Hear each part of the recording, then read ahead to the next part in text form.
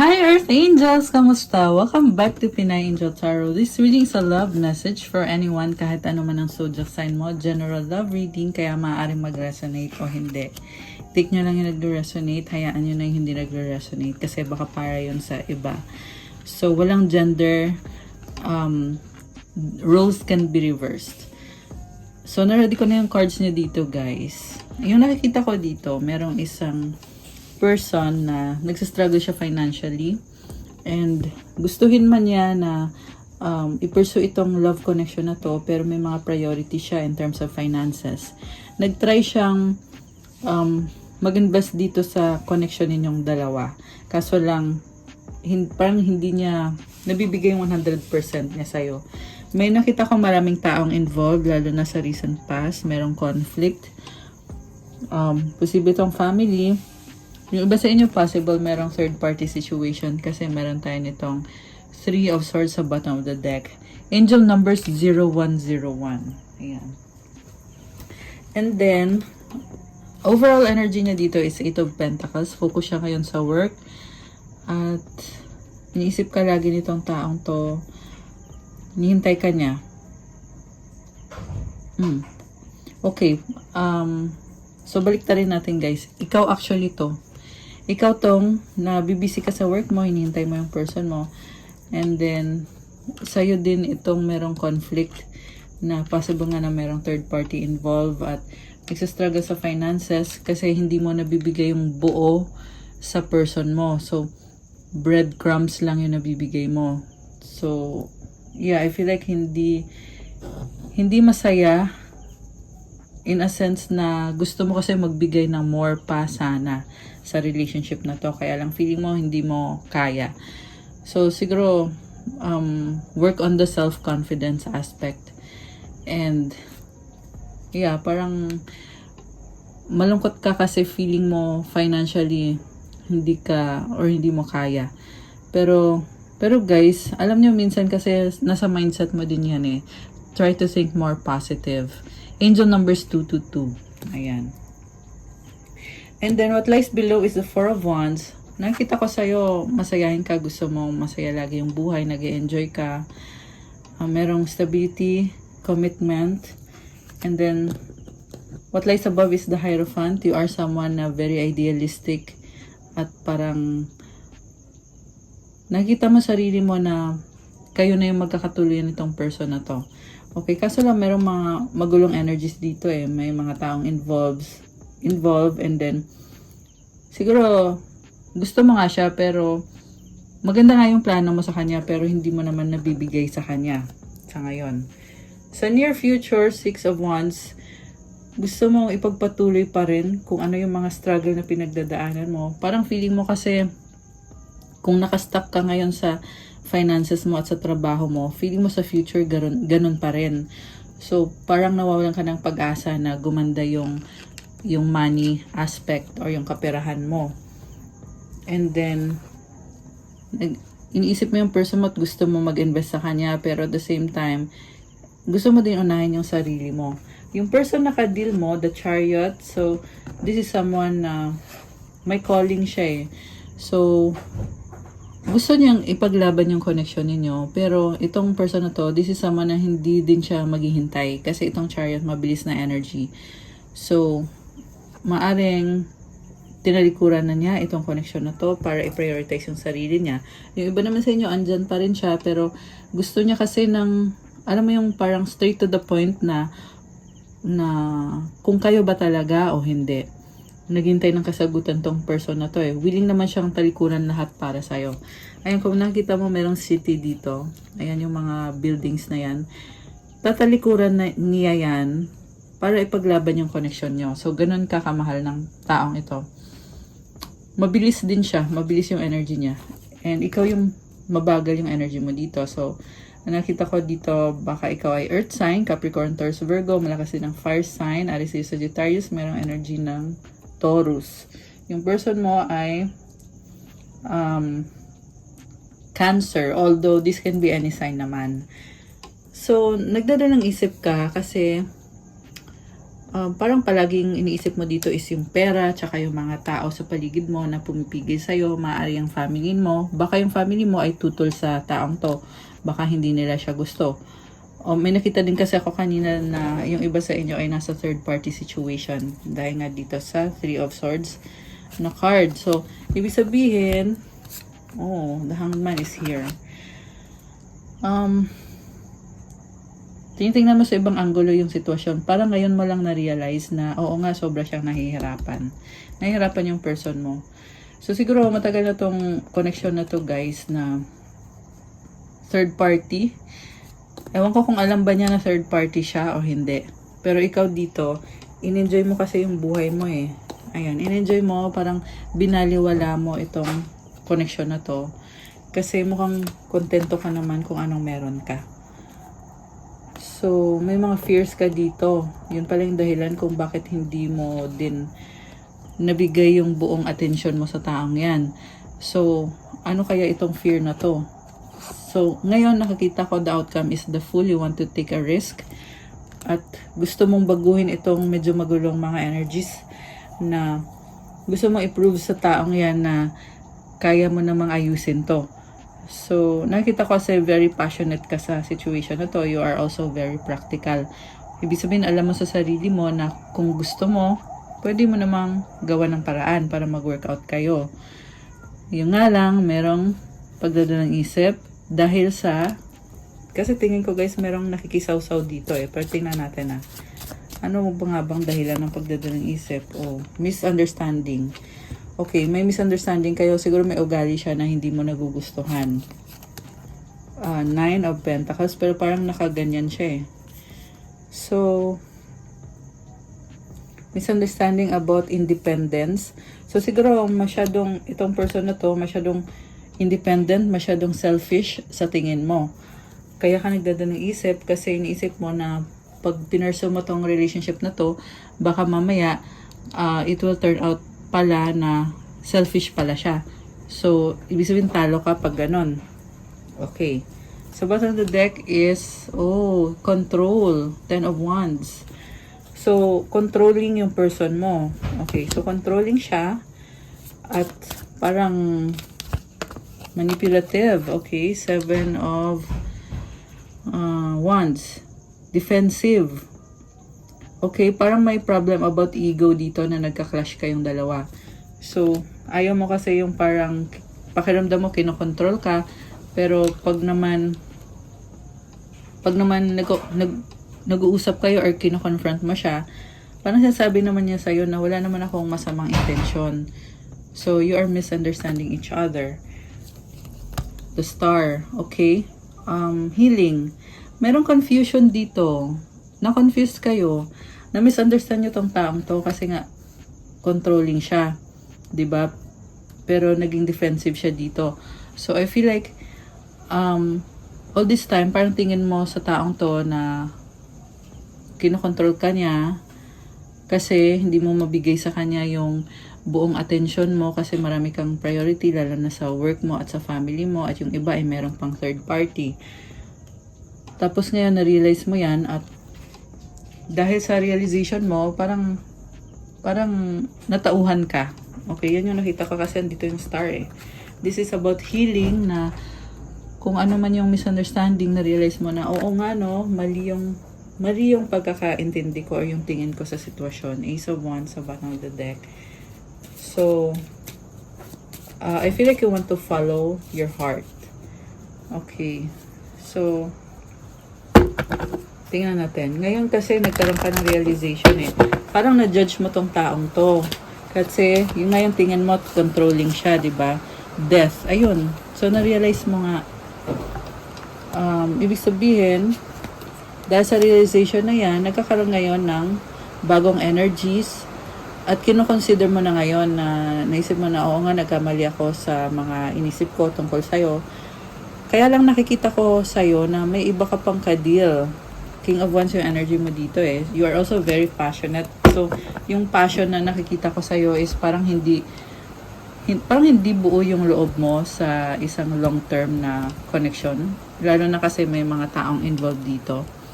Although lumabas naman dito na meron kang Hierophant, which is, nakikita ko naman na okay naman yung intention mo. Yung nga lang, yung nga lang nakikita ko pa rin dito na meron kang ibang kadil na mga tao at gusto mo kasi palaging masaya eh. Ayan, meron ka nitong 4 of Wands. So, merong avoidance. Parang iniiwasan mo kasi meron ka din ito. Kahit alam mo na kung ano yung problem, kung ano yung dapat gawin, iniiwasan mo na harapin or i-pursue yung situation or yung connection. Tingnan natin yung person mo ha. Bakit parang umalis siya? Okay. Queen of Swords. Natauhan. Sorry na bulol. Okay, parang natauhan siya. Tinanggap na niya na wala na kayo. Okay, yun yung energy niya ngayon. Queen of Swords is someone na parang natuto siya dahil sa sakit na pinagdaanan niya. Okay? Ganun yung energy niya ngayon. Ibig sabihin, itong lahat, pasensya na guys sa ingay, umuulan. Okay. Itong lahat ng mga nangyari na to. 11-11. Oh my gosh. Angel numbers 11-11. Okay. So, ito, ang dami mong iniisip dito. Pero yung person mo, so far sa nakita ko, sobrang simple lang. 11, 22, and 1, 2, 3 angel numbers. Simple lang. Yung para sa kanya kasi, sinaktan mo siya, yun na yun, tapos na. Yun lang yun sa kanya. Ayan. Tingnan natin tong isang card. Oh, ayan. 7 of Swords, Knight of Cups. Parang meron kang tinago na feelings mo sa iba or yung ibang bagay na gusto mong gawin na hindi mo pinaalam sa kanya, parang bigla mo na lang siyang dinedma. Kita mo itong cards na to, ayan umiwas. Umiwas. Ito ka Parang merong nagpapakilig sa'yo. Knight of Cups. Parang bigla mo na lang siyang tinalikuran na parang walang nangyari. So, siguro hindi niya alam to nung time na yon na tinalikuran mo siya. I mean, syempre alam niya yon na nawala yung, ayan, 12 angel numbers. Alam niya yon na nawala yung attention mo sa kanya. Alam niya yon syempre. Pero, siguro hindi pa yun yung time na talagang tinapos niyo yung connection niyo. 10 of Cups. Okay. Tinalikuran mo siya. Meron ako nakitang happiness dito. So, meron talagang cheating na naganap dito, guys. Na nakahanap ka ng ibang bagay or ibang tao na nagpasaya sa'yo. Na feeling mo, ito pala yung para sa akin. Ito pala yung the one. Hindi pala siya. So, inatsipura mo talaga tong taong to. Okay. So, ano ngayon yung reaction nitong taong to? Okay, nag-flip to. Kaso lang, ang dami eh. Balik natin. Oh, ano ngayon nangyari nung inatsipura mo siya? Ace of Wands. Oh my gosh. Alam mo, litong-lito siya. Pinaglaban ka niya. Follow your heart. Sabi dito, parang 13 angel numbers. Parang nag-focus na lang siya sa kung ano yung ibang bagay na magpapasaya sa kanya. Pero nasaktan mo to, the world. Nag-move on siya. Page of Wands. Alam mo yung pag-move on niya dito, tinanggap niya yung nagbago ka. Nag-move on siya hindi para maghanap ng iba, but nag-move on siya para maalis yung pain na naramdaman niya dahil sa paglayo mo sa kanya. 3, 4, 5 angel numbers. Oh my gosh. Ang sakit nito, guys. Parang dama ko yung emosyon. Ito siya, the world card. Kasi nakita niya sa'yo na ay wala na yung person ko. Ano ngayon magagawa niya? Page of Wands, parang nakagano, no? So, pasensya na guys ang ingay ng ulan. Pero we will make the reading short para marinig niyo pa ako. 14 angel numbers. Grabing lungkot niya. Grabing lungkot niya. So, mag-isa siya nito. Hindi mo alam to, yung pag-iwas mo sa kanya, yung sobra kang nagpapakasaya sa bagong person mo, kung bago ba yun or kung dati na ba yun. Ayan, nalungkot tong person na to. Tinalikuran mo na lang siya bigla. Ito binackstab mo. Ayan. Stab in the back. Ganun yung pakiramdam niya. na parang wala na siyang magagawa kasi ginagawa mo na yung ginagawa mo. The Tower. Grabe, sakit. Sakit ng pinagdaanan nitong taong to. Nag-move on lang talaga siya. Alam mo, nakikita ko dito, yung person na ka-deal mo, very peaceful. Malamang hindi ka pa inaway nito. Or kung inaway ka man niya, dahil lang sa parang gusto lang niya na alisin na lang yung sakit. Pero hindi para insultuhin ka. Ang nakita ko sa kanya, mabait tong taong to, very peaceful. So, ano ngayon? Ito lang nakita ko natututo siyang lumaban eh. Kasi itong Page of Wands, kasi nagganyan siya kanina, di ba? Parang inisip niya dito na kung sana dati pa pinaglaban ko to, hindi ako nasaktan ng ganito ka, alam mo yon. So, dahil nga sa mga realization niya na nakakalungkot, parang inisip niya na dapat paglaban ko yung sarili ko. So, nakita ko dito guys, the next time na makikipag-relationship tong taong to, sa'yo man or sa iba man, may binago ka sa kanya. Yun yung, well, aside dun sa nawalan siya ng trust sa'yo, syempre, yung nagbago sa kanya is, yung, kumbaga, wag na niya i-compromise yung sarili niya, wag na niya hayaan na masaktan siya. Ayan, so nagiging masyadong maingat na siya ngayon. So ano ngayon yung ano mo, yung plan mo dito? Nakikita ko sa iyo gusto mo mag-communicate sa kanya eh. So pero wala ka pang magagawa. Four of Swords, you are healing. Okay, parang pakiramdam mo dito ikaw pa yung nasaktan. Oo, kasi deadma ka lang eh. This card symbolizes na andito yung blessing. Pero pinili mo dito na mahiga or to not act on the situation na parang wala lang talaga. Knight of Pentacles, parang nakagano, no? So, I feel like masyado nang matagal, delayed na masyado, walang action, in a very unhealthy na yung nakikita ko. So, baka kasi meron kang anxiety or alam mo yun, ang nakikita ko dito, nagiging low vibe yung energy mo. So, posible sinisisi mo sarili mo, nagkakaroon ka ng realization kasi andito yung Tower kanina eh. Kung bakit nagbago tong taong to. Kasi ito na siya ngayon eh. From being someone na paglalaban ka niya, ngayon ganito na, iba na. So, nagbago yung ihip ng hangin. Ito ka ngayon, hindi mo matanggap na nagbago siya. Oh my gosh. Parang feeling mo dito, may karapatan ka pa rin sa kanya. Okay? Pero sa nakikita ko kasi, sa part ng person mo, simula nung natuklasan niya yung mga nagawa mo, ito, nagkaroon na siya ng mga lessons learned. And may na-feel ako dito guys na hindi to once lang nangyari, pero palala siya ng palala. Okay, kumbaga hindi to once lang na initsapwera mo siya, but maraming beses. 404 angel numbers. Ayan, 0404. So, tingnan natin na. Ito na siya, Ace of Swords. Ayan yung person mo. Ilang beses ba nangyari to? Ayan, maraming beses na. 9 of Wands. Napagod na fed up na tong taong to, guys. Justice.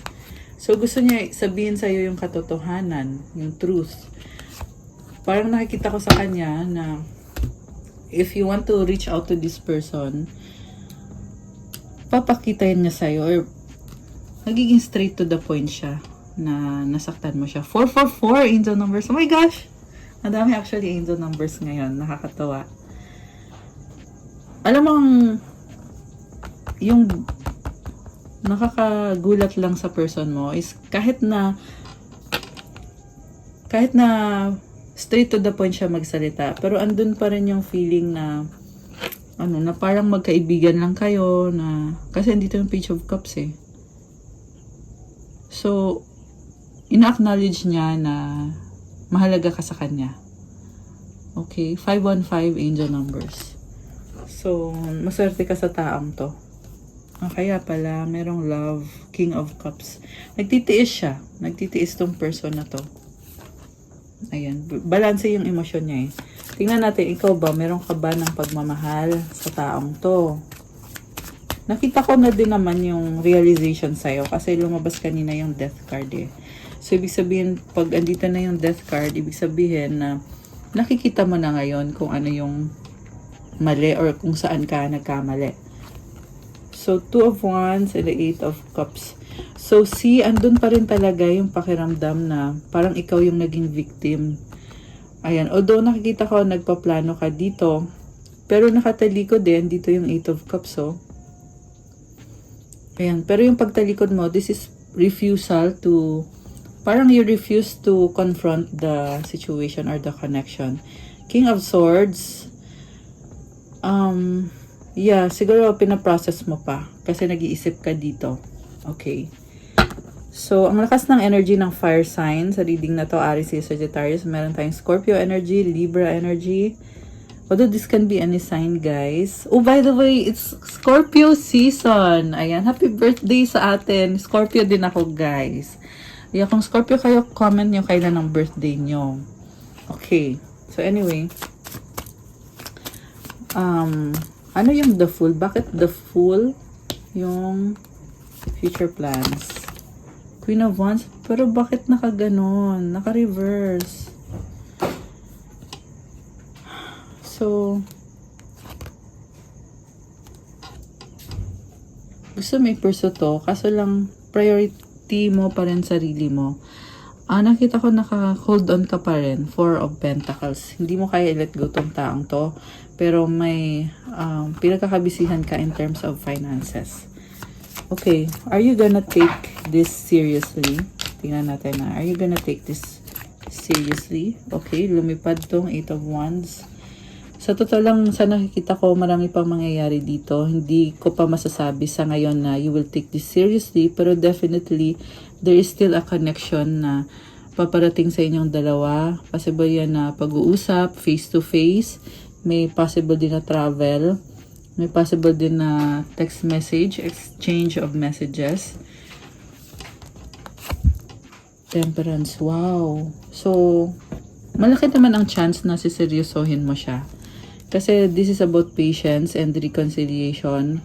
Parang nakikita ko sa'yo dito, may angels ka na nag-guide sa'yo. Kita mo yung wings niya. Dahil connected ka sa emosyon mo. So, meron the moon sa bottom of the deck. Yung intuition mo nagsasabi sa'yo. Ayan. Kasi, kita mo yung facts na yan, howling at the moon. Alam mo kung ano nangyari sa past, sa present, at yung paparating sa near future, malakas ang intuition mo. So, yun yung gamitin mo na gabay sa kung paano mo ba i-handle the devil. Merong nakastagnant ka dito. Ayan, merong pumipigil sa'yo. So, yung iba kasi meron dito na addictions. Addiction sa work ba yan? Kasi this can also be overwork or ang tawag doon, workaholic. Hindi ko pang nakalimutan eh. Workaholic. Ayan. Merong workaholic. Meron din naman addicted sa alcohol or sa kung ano mga bisyo. Meron din naman na merong third party. Ayan. Yan yung hadlang. Pero nakikita ko dito yung kagustuhan mo at yung paggabay ng mga angels mo. So, I would advise na you deal with this addiction if you want to pursue this relationship. Okay? That's the way how to go about. Oh my gosh. 6 of Cups. Mahal mo pala to eh. Tinatawag ka ng intuition mo. I can see soul contract, guys. Soulmate or twin flame connection. Emperor. Oh my gosh. Ayan o, dito si Divine Masculine. So, kung ikaw yung Divine Masculine, ito yung Divine Feminine. Page of Pentacles and the Sun. Meron ka ditong clarity. O, kaso lang parang ang masyadong yung intense. Sobrang intense yung yung energy mo. Parang nahihiya ka sa kanya, no? Pero ang intense na energy mo dito. And guys, this is a very special connection. Ayan. Tingnan natin yung person mo ha. Paano ba niya tatanggapin itong mga paparating. Magician. Ready naman siya, kaso lang ang nakita ko sa kanya, sobra siyang maingat na gusto niya talaga na mag-start from scratch. Parang obserbahan pa niya kung ano yung ibibigay mo sa kanya bago siya mag-respond. Parang ganun eh. Nalilito pa siya kung paano. High Priestess, Two of Pentacles. Okay. Ayan. Umuulan na naman guys. Pasensya na sa ingay. Yung person mo, alam mo, tahimik lang siya. Pero, kailangan nyo pa ayusin yung sa trust aspect. Kasi, juggling siya dito eh. Ayan. So, 11-11! Oh my gosh! Ayan, may angel numbers. So, anyway, alam mo guys, nakakatuwa. Tingnan mo to, 11-11 din to. Tapos nakita ko ngayon lang yung 11-11. And now, angel numbers 1, 2, 3. So, alam mo, kahit ganito yung person mo, nakikita ko sa kanya yung commitment. Committed siya sa'yo. Kahit na, ito, mafe-feel mo to eh, masyado siyang malihim, tahimik, misteryoso or misteryosa, na minsan hindi mo siya mauunawaan. Ano kayo iniisip na nito ngayon? Ano na kayo ginagawa nito? For me, this is a promising connection. Kahit na challenging at the same time. Oh, we have telepathy and study. Close soul connections harmoniously synchronize reenactment of telepathic moments. Let love show you how to learn from each other. Ayan, nasa learning process pa lang kayo guys. Tsaka nababasa nyo isip ng isa't isa.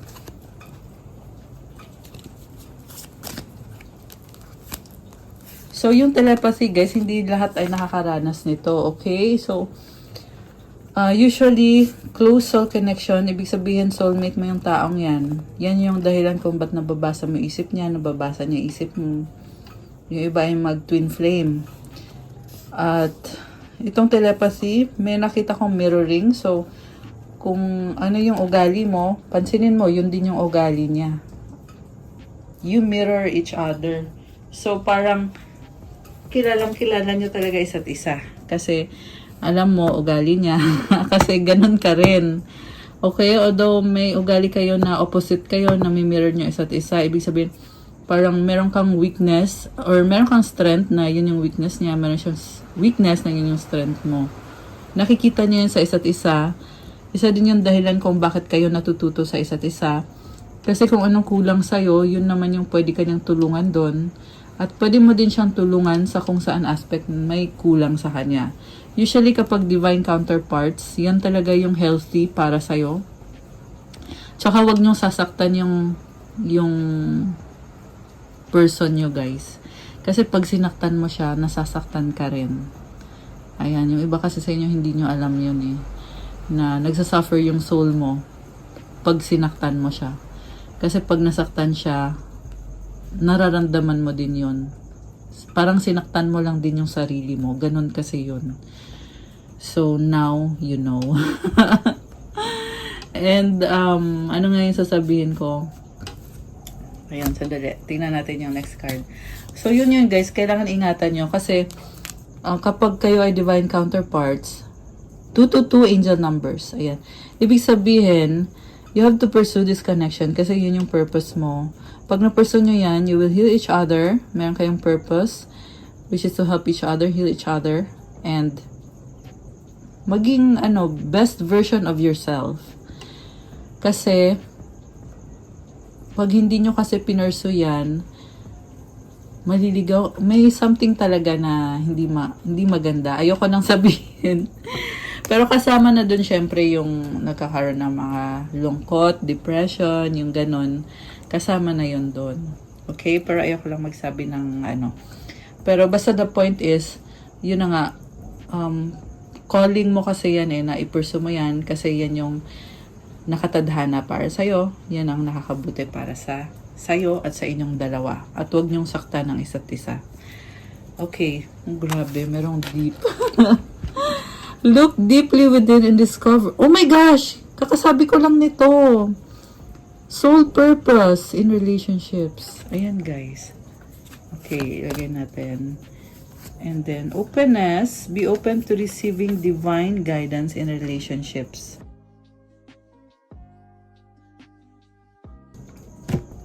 And then, ano ba ang mga energies dito na hindi nyo nakikita pero pinagdadaanan nyo ngayon? Butterfly. You will meet a new love interest at a party or a night out. Oh, nagtatransform ka, oh. Parang feeling ko dito, new love. You are ascending sa connection na to. Transforming.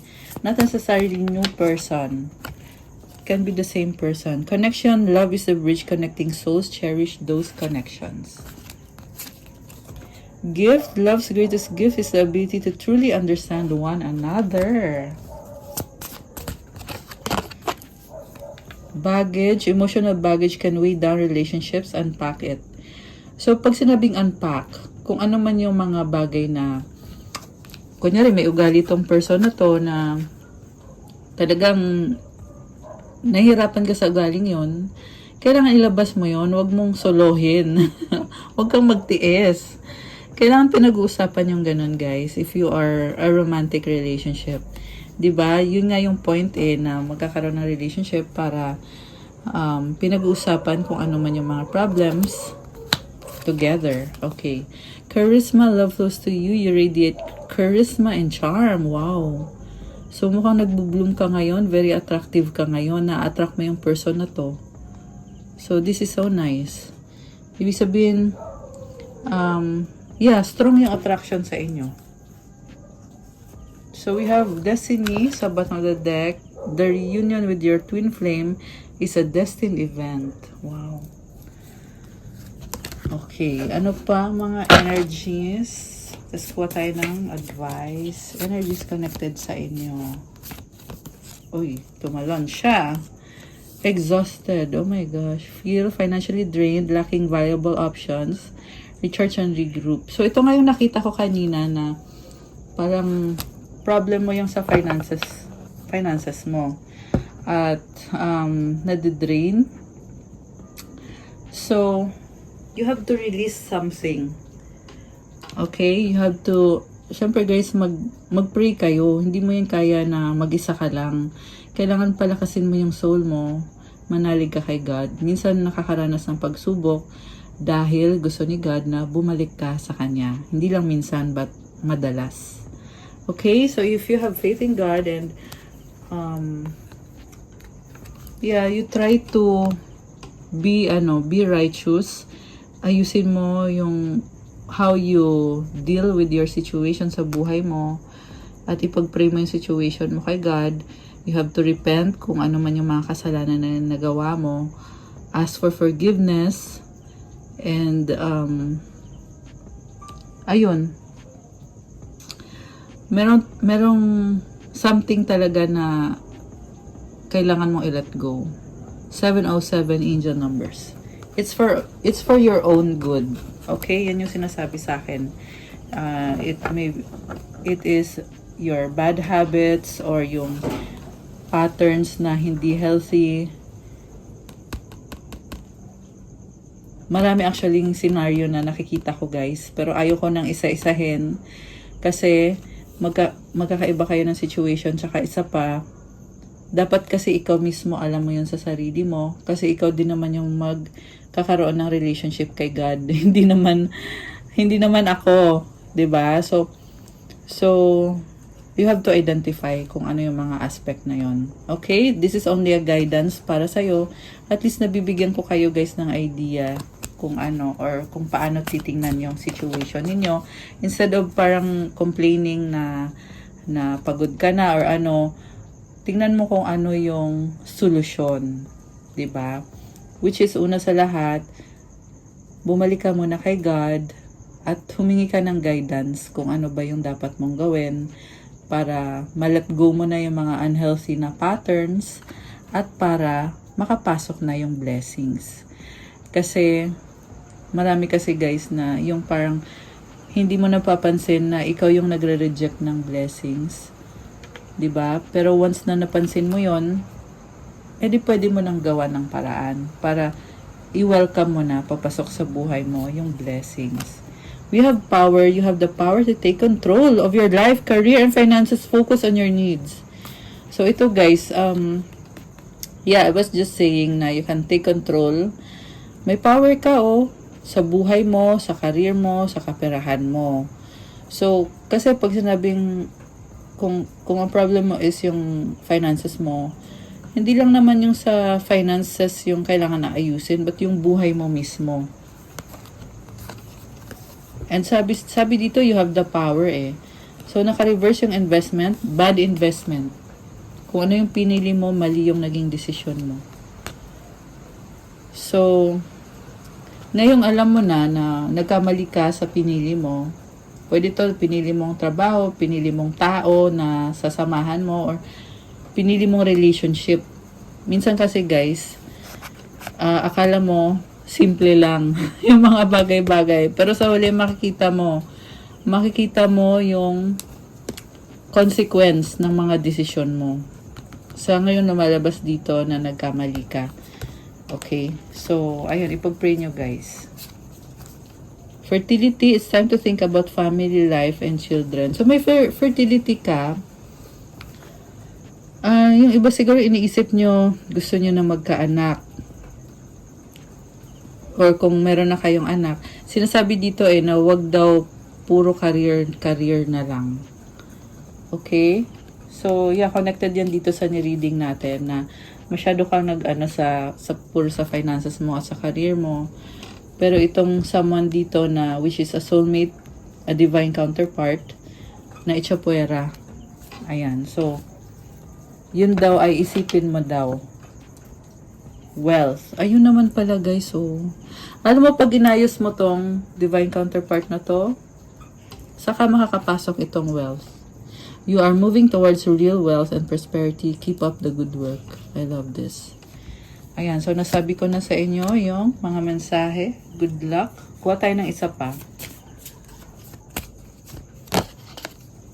Perfect fit, finding the right path, the fit with the soul, the ideal job, you're meant to be here. So ito na nga, connected dito kay divine counterpart. And I saw 11:11 again. Ayan, may confirmation. So guys, comment 11:11 to claim. Now na. Ayan. Basta pag naayos mo na tong sa divine counterpart mo, kasi ito yung fit with the soul para sa'yo. Ito yung perfect fit sa'yo. At ramdam mo yon na dahil sa taong to, nafe-feel mo na may purpose ka. Ayan. So, i-claim nyo na yan, guys. Comment 11:11 to claim. Ano pa mga energies ang paparating dito? Oh my gosh. Divorce. Parang naka-reverse pa We have Mercury retrograde. Water sign, Cancer, Pisces, Scorpio. Okay, experiencing breakup. May issues sa communication. Connected sa isang water sign, Cancer, Pisces, or Scorpio. Okay, maayos ba yan? Move on. Someone is unavailable, a waste of time, it's over. Okay, mukhang nag-move on itong si water sign. Okay. Liar. Be careful of someone sneaky. Parang feeling mo niloko ka niya or may iba na siya. Okay. Ano pang paparating dito? Intimacy. Ayun, attracted pa rin kayo sa isa't isa. Sexual chemistry, reminiscing. Okay, ano pa mga energies connected dito? Strength. The power of love is like a magnet drawing two souls together. Talaga may na-magnet kayo sa isa't isa. Kayong dalawa. Advice para sa'yo. Okay, at advice para sa person mo. So, yung para sa'yo, 1313 angel numbers. Okay. Confidence, the divine confidence is completely different from the bravado of the ego. You make space for something larger to take hold. Please fill me with your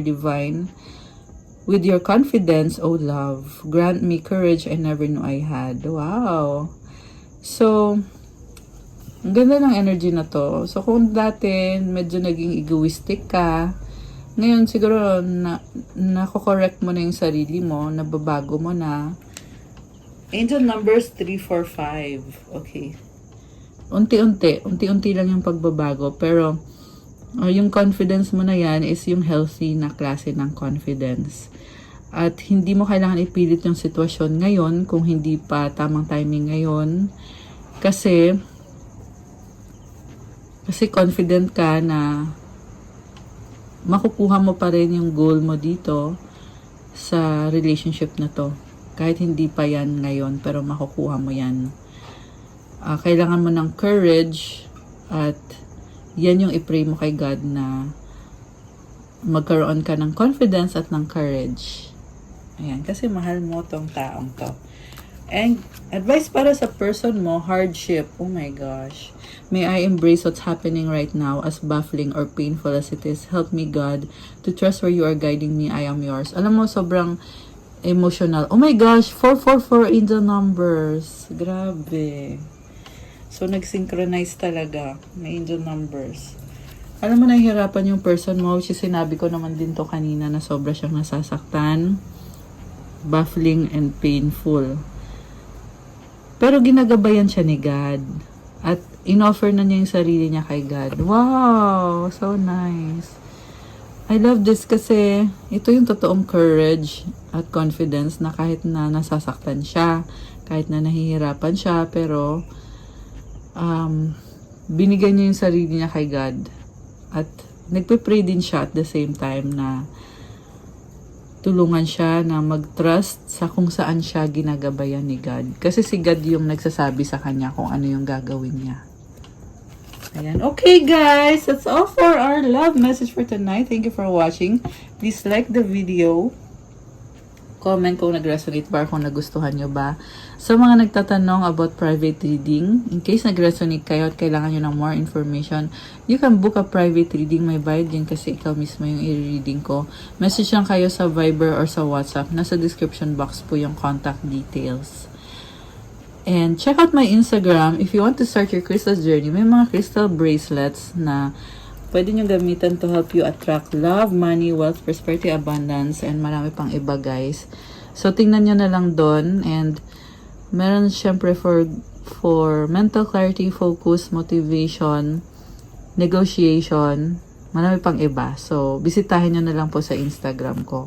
At po-follow na din ang Instagram ko to show your support. Thank you guys! Have a good night everyone. God bless you. Stay safe. See you again soon. Love you guys! Bye!